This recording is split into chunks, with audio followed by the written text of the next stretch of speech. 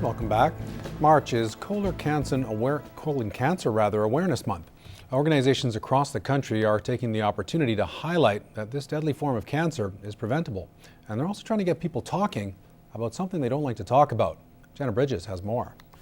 Pre-screening for colorectal cancer is vital, especially for those over the age of 50. People should be screened regularly for colorectal cancer, especially if you have a history, but really anybody over 50 is considered to be at a higher risk. Colon cancer is the second highest cause of death in men when it comes to cancer-related illness and the third highest in women. Those with a history of colorectal cancer in their family should make sure to be tested, and in the province of Saskatchewan, it's as simple as a test that is mailed to those in the high-risk category. So it's a single test, there's no medication restrictions, there's no diet restrictions, it's in the convenience of a person's own home and is very private. It's particularly important for men to be aware of the risks as it affects more men than women over the age of 50. And sometimes men tend to sort of overlook their health or are more reluctant to go to the doctor than women are. So it's to encourage both men and women, but especially men, to really get screened. It's so critical.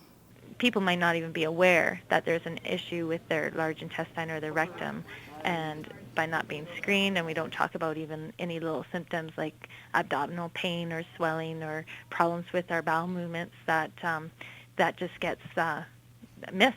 Health practitioners continue to stress that this form of cancer is preventable and that the discomfort surrounding the subject needs to be addressed. Yes, it's okay to talk about it, it's good to talk about it, and something can be done about this so that people don't get really sick. Jenna Bridges, Newcap News. It's also National Nutrition Month, and it's an appropriate time for Father Gorman Community School to keep promoting healthy eating among their students. For 2 days out of the month, students can choose from a variety of healthy foods from a salad bar served during lunch. Kathy Lee has more on how the students are swapping junk food for healthier alternatives. I got assortments of fruit, and they always give protein and salad.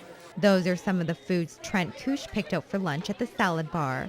I think salad bar is a great opportunity for lots of kids because it provides the healthiness, and you can get it whenever you want, every second Thursday. We started a salad bar program just to encourage students to eat healthy and have a well-balanced lunch, and it just shows them the importance of eating healthy. To ensure every student has a chance to take part in the program, each salad bar day is sponsored by a business. We're really proud of being able to do this and to give the opportunity to these kids to be able to enjoy all this wonderful fresh food that they're eating today, and we're just very happy to be part of this. The program promotes more than just eating healthy. There's a lot of foods out there that aren't as healthy, and there's so much stuff that's so much easier to eat that you can just take out of a wrapper and eat that isn't as healthy. This is so great. Some kids here, from what I was told, didn't even know, what some of these vegetables were. And so it's great to promote that and to be able to share that with the kids. And Bruno says introducing good eating habits at a young age is important. Because we're building healthy eating for life, and healthy eating is part of a healthy lifestyle, and having it in the schools, they spend most of their days in schools, and having staff around that eat salad bar too also models the healthy eating. So it seems students like Trent have caught on to the nutrition bug. I think it's important to eat healthy because then you can keep fit and you will live longer with a healthy body. Kathy Lee, Newcap News. Well, the National Debt Clock is making its way across Canada. The tour started in Victoria on February 22nd, and today the clock made a stop in the border city. This large aluminum counter displays both the per-second increase in federal debt and the per-person figure. Yeah, it's going up by about $1,400 a second, works out to about $124 million a day. I mean, this is based on the government budget projections, so whenever government puts out a new budget or a budget update, we plug the numbers in, and it figures out how fast to move it and how many dollars is going up per second. The clock first made its debut back in the 1990s and was toured across Canada to encourage the federal government to cut spending and balance its budget. It was brought out of storage recently because the Canadian Taxpayers Federation feels it's time again to inform the public about Canada's excessive debt load. To not only just raise awareness about the number, try to visualize something that's a tough concept, but also trying to get people to take action. Contact their politicians, tell them that they want to see this clock stopped and balance the budget. The debt clock tour will end sometime in the last week of March when the trailer arrives in Halifax, Nova Scotia. This weekend marks the 35th airing of Telemiracle. And as we ramp up towards the event, there's a series of smaller fundraisers that all go towards this weekend's totals. Over lunch today, SGI hosted their third annual Shinny Street Hockey Tournament. We ask affiliates of ours to come and play hockey, indoor hockey, and we have a chili cook-off as well. And it raises money for Telemiracle. The tournament saw teams of varying age, skill levels, and intensity battle it out for fun and street hockey glory.